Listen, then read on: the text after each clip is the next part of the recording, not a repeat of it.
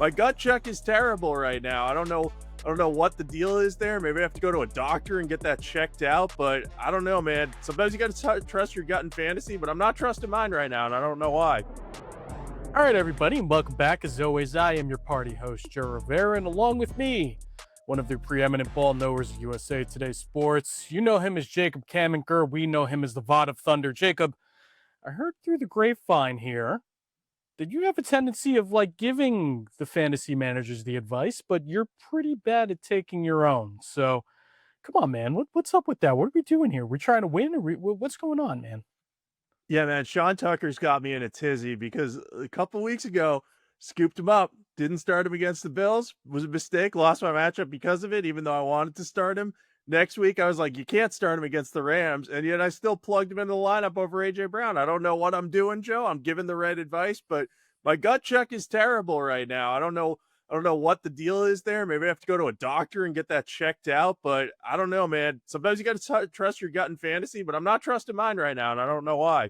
I was so much for seeing the Matrix a couple weeks ago, right? You're hyping yourself up. You're seeing the nut, like you're smelling colors. Like what's going on? And you know what, Jacob? As long as your advice is still good, I think that's what matters more than anything, right? So let's keep it. Let's keep this rolling, right? Let's keep on keeping on. Let's get these fantasy managers into the playoffs or keep them at the top of their league. Let's start with your sleeper picks this week. This one gives me the warm and fuzzies a little bit, Jacob, because I'm seeing this name on this list at the top of your sleeper picks. It makes me happy as a Jets fan. Why don't you give them the big reveal? Who's the first on your sleeper picks this week? Yeah, it's going to be John Metchie the third for the Jets. Look, he's finally getting extended burn with the Jets after not really getting a ton of playing time during his years with the Texans and the Eagles, who's kind of always buried on those depth charts. But the Jets, as you know, Joe, don't have a ton of talent at wide receiver, especially with Garrett Wilson out.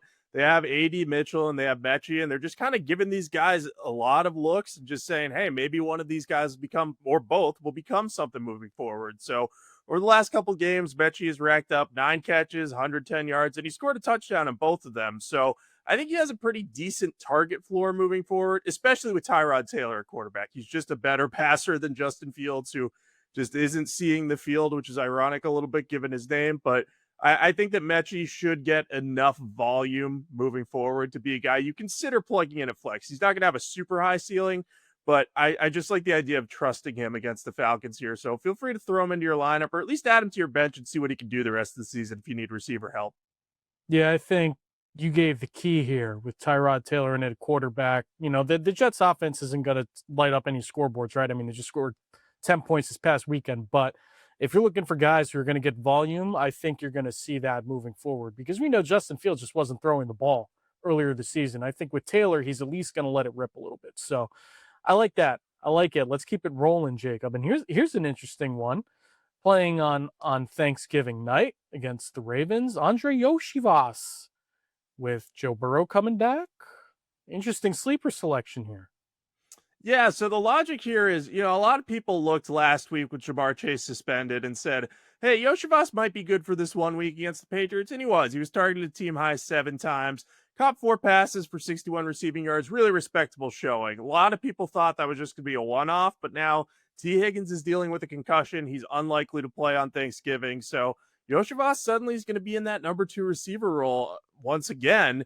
And that's going to give him an opportunity to kind of get that similar volume and be getting it from Joe Burrow instead of Joe Flacco, because Burrow is probably going to start on Thanksgiving. So Yoshibas now has a super high ceiling. He's already a very fast player. I believe he ran track at Princeton during his college days. So, he has a little bit of that game breaking speed. And I anticipate the Ravens are going to spend a lot of energy trying to slow down Jamar Chase.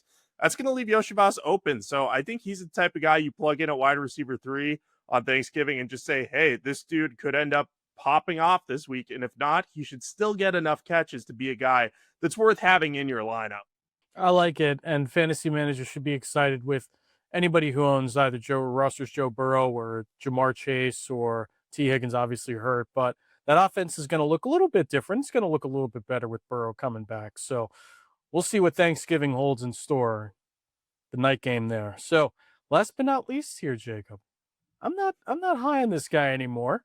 I mean, it feels like he's a little past his fantasy prime, so to speak, but you were seemingly high on Taysom Hill. Explain to me. You got to sell this one to me a little bit. Yeah, so Hill's just a big time wild card, and I keep going back to the Taysom Hill. Well, I've done this several times over the last few years. Every time I go back, it seems to pay off. Even earlier in the season, I recommended him as a sleeper in a game where he got a touchdown. So, I for whatever reason, I have a good read on Taysom Hill, and I think he's a big time wild card this week against the Dolphins. Dolphins haven't been very good against the run this season, and Hill's been getting more and more carries. We know Alvin Kamara is dealing with a knee injury. We don't know if he's going to play this week. And if he doesn't play, you've got Kendre Miller, the backup's out of action. So it's going to be the Devin Neal show in the backfield. But Hill will mix in, especially near the goal line, given his size. He actually led the team in carries last week with 10. Granted, he turned them into just 17 yards, but the usage is encouraging. And the idea of him being sort of their red zone back or red zone playmaker should give him touchdown upside, which, hey, I really like in a matchup against the Dolphins defense that we know has been leaky at times. So feel free to trust Taysom Hill as some sort of wild card at tight end if you're one of the people at that position that doesn't have a lot of fantasy talent that just needs some sort of upside there. I like Hill. Feel free to trust Taysom Hill, or words that are rarely spoken anymore, Jacob. But I appreciate your vig and vigor here.